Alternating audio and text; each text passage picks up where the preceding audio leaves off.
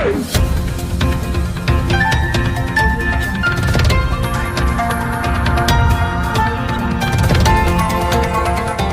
देख रहे हैं मगरा न्यूज राजस्थान, खबरें सबसे तेज।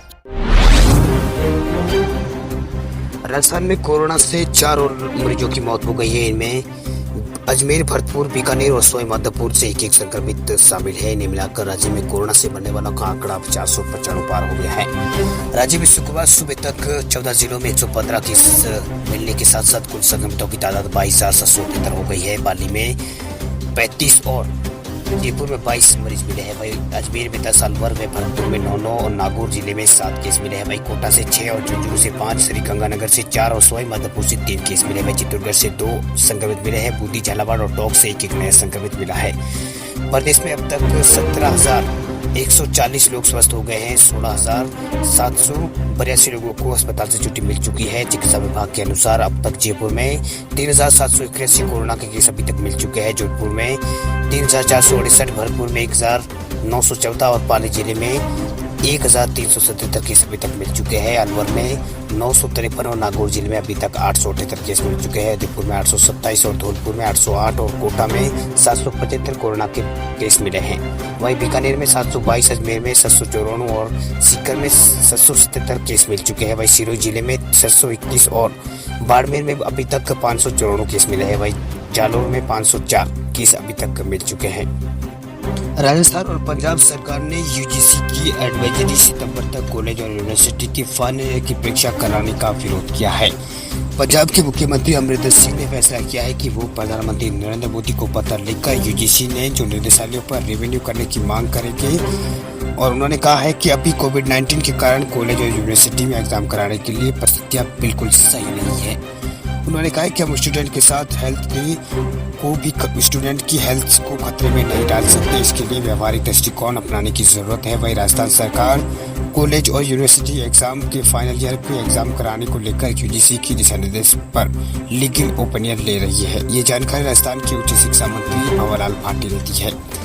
राजस्थान के उच्च शिक्षा मंत्री भंवर सिंह भाटी का कहना है कि इस परिस्थितियों में जब कोविड-19 केस तेजी से बढ़ रहे हैं, ऐसे में परीक्षा कराना सही नहीं है। उन्होंने ये भी कहा है कि इस मामले का अंतिम फैसला राज्य के मुख्यमंत्री अशोक गहलोत द्वारा ही लिया जाएगा। आपको बता दें कि राज्य में ग्रेजुएट और पोस्ट ग्रेजुएट क्लासों के लाखों बच्चे फाइनल ईयर की परीक्षाओं को लेकर अनिश्चितता का सामना कर रहे हैं। दरमियान परीक्षाओं को लेकर राज्य सरकार और यूजीसी दोनों अलग अलग है।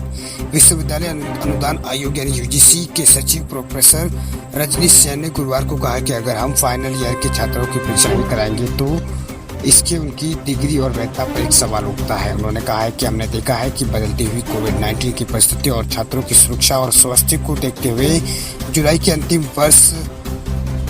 में अंतिम वर्ष छात्राओं की परीक्षा कराना संभव नहीं था। इसलिए सितंबर तक परीक्षा कराने की गाइडलाइंस दी गई है।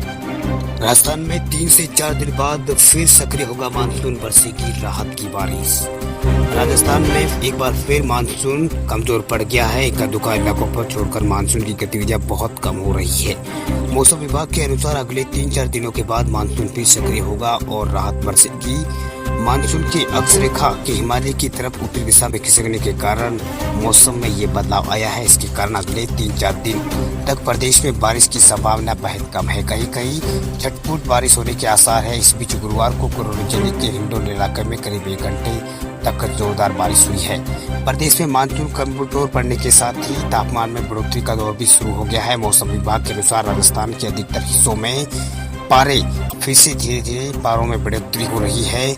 गुरुवार को प्रदेश भर में बीकानेर सबसे ज्यादा गर्म शहर रहा। बीकानेर में गुरुवार को तापमान 41.5 डिग्री सेल्सियस दर्ज किया गया है, जबकि जैसलमेर, चूरू और सोलौती और बाड़मेर में पारा 39 डिग्री सेल्सियस के आसपास रहा है। वहीं मानसून की सुस्ती के बीच गुरुवार को करौली जिले के हिंडौन इलाके में इंद्र देवता मेहरबान रहे हैं। वहां करीब 1 घंटे तक झमाझम बारिश हुई है। बारिश से हिंडौन शहर की सड़कें पूरी तरह जलमग्न हो गई। कस्बे के कटारा बाजार सहित कई जगहों पर दुकानों में पानी भर गया। दुकानों में पानी भरने से व्यापारियों को काफी नुकसान होने की संभावना जताई जा रही है। बारिश के बाद लोगों को उमस और गर्मी से काफी राहत मिली है। वहीं किसानों के चेहरे खिल उठे हैं। राजधानी जयपुर में मौसम शांत रहा है। बादलों की आवाजाही और ठंडी हवाओं का दौर के कारण लोगों को तेज गर्मी से जयपुर में जरूर राहत मिल रही है। आरएसआरटीसी के रिटायर्ड कर्मचारी प्रदेश भर में 13 जुलाई से करेंगे आंदोलन।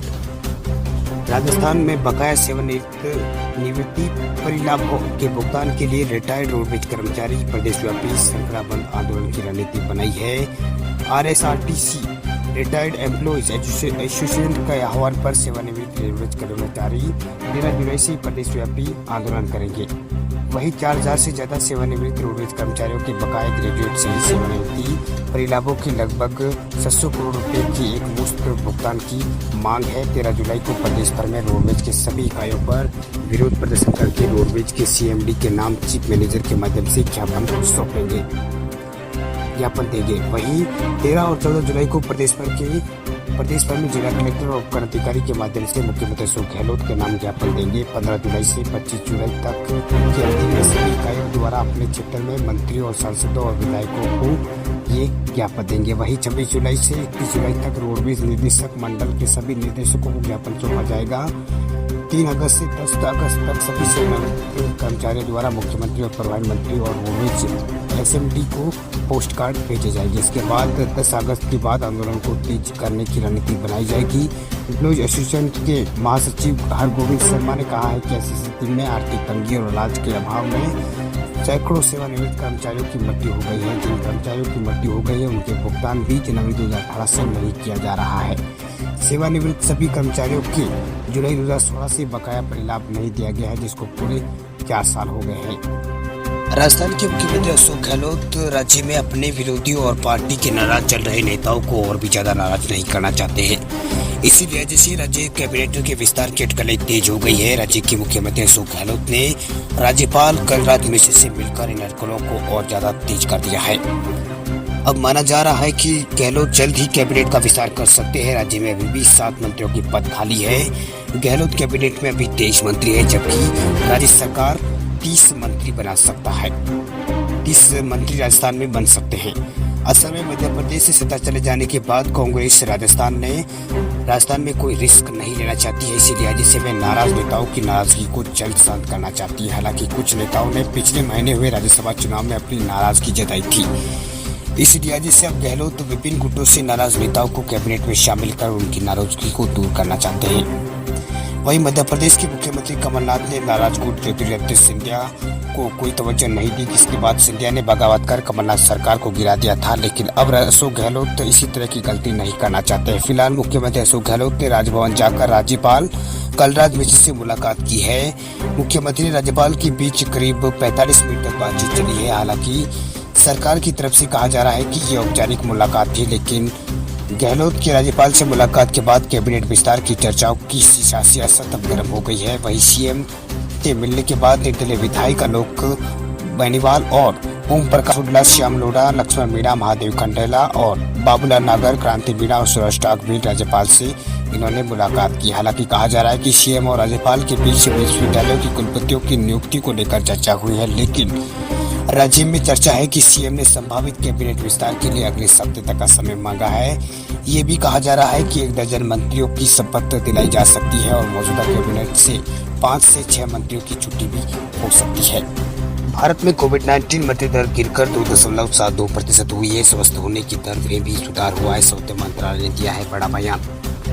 भारत में कोरोना संक्रमण के मामले लगातार बढ़ रहे हैं। केंद्रीय स्वास्थ्य मंत्रालय ने शुक्रवार को कहा है कि भारत में कोविड-19 से होने वाली मृत्यु दर 1 महीने पहले 2.82 थी, जब गिरकर 2.72% हो गई है, जो कि अन्य देशों के मुकाबले काफी कम है। उन्होंने कहा है कि 30 राज्यों में केंद्र शासित प्रदेशों में मृत्यु दर राष्ट्रीय औसत से कम है। मंत्रालय ने इसके साथ ही स्वस्थ होने की दर भी यहाँ पर ज्यादा हुई है और शुक्रवार तक 62.2% भारत में रिकवरी रेट रही है। 18 राज्यों में केंद्र शासित प्रदेशों में स्वस्थ होने की दर राष्ट्रीय औसत से अधिक रही है, जिसमें कहा गया है कि राष्ट्रीय स्तर पर मृत्यु दर गिरकर 2.72% रह गई है। ये दुनिया के कई देशों की मृत्यु दर से कम है। भारत में कोविड-19 प्रबंधन का ध्यान मृत्यु दर कम करने पर रहा है। मंत्रालय ने कहा है कि केंद्र सरकार के सहयोग और दिशा निर्देश से राज्यों तथा केंद्र शासित प्रदेशों में बुजुर्ग लोगों और विभिन्न बीमारी से पीड़ित लोगों की पहचान करने जैसे कदम उठाए और उन्हें विशेष देखभाल मुहैया कराए। उन्होंने कहा है कि जिन 30 राज्यों में केंद्र शासित प्रदेशों में मृत्यु दर राष्ट्रीय औसत से कम रही है, उनमें केरल, झारखंड, बिहार, तेलंगाना, तमिलनाडु, हरियाणा, राजस्थान, पंजाब और उत्तर प्रदेश शामिल है। मणिपुर, नागालैंड, दादरा नगर हवेली, दमन द्वीप और मिजोरम, अंडमान निकोबार द्वीप समूह और सिक्किम में मृत्यु दर शून्य रही है। वहीं 18 राज्यों और केंद्र शासित प्रदेशों में स्वस्थ होने की दर औसत से अधिक रही है, जिनमें पश्चिम बंगाल, उत्तर प्रदेश, ओडिशा, झारखंड, पंजाब, बिहार, गुजरात, मध्य प्रदेश, हरियाणा, राजस्थान और दिल्ली शामिल है। शुक्रवार को भारत में एक दिन में कोविड-19 के सर्वाधिक 26,506 मामले साथ आए। साथ ही संक्रमितों की संख्या भारत में 7,93,802 पहुंच गई है, जबकि 24 घंटों के अंदर 475 लोगों की मौत हुई है। इसके साथ ही मृतकों की संख्या भारत में 21,704 हो गई है। मंत्रालय ने बताया कि 24 घंटों के दौरान 19,138 मरीज स्वस्थ हुए। इसके साथ ही शुक्रवार को कुल 4,95,515 लोग ठीक हो चुके हैं कोरोना के कारण। उन्होंने कहा कि कोविड-19 से स्वस्थ होने वाले मरीजों की संख्या बढ़ रही है। स्वस्थ होने वाले लोगों की दर आज 62.2% रही है। देश में अब भी 2,76,282 लोग कोरोना से संक्रमित हैं। इनका इलाज विभिन्न अस्पतालों में चल रहा है। मंत्रालय ने कहा है कि स्वस्थ होने की दर सुधार राज्यों, केंद्र शासित प्रदेशों के साथ मिलकर केंद्र द्वारा उठाए गए सक्रिय कदमों का नतीजा है। उन्होंने बताया कि तेजी से जांच कराने से मरीजों का जल्दी पता चलना, हल्के लक्षण वाले मरीजों को घर पर ही पृथकवास में रखना और गंभीर मामलों से प्रभावी तौर पर निपटने की वजह से सुधार हुआ है। देश में शुक्रवार तक 1218 कोविड अस्पताल है, 2,750 कोविड स्वास्थ्य केंद्र है।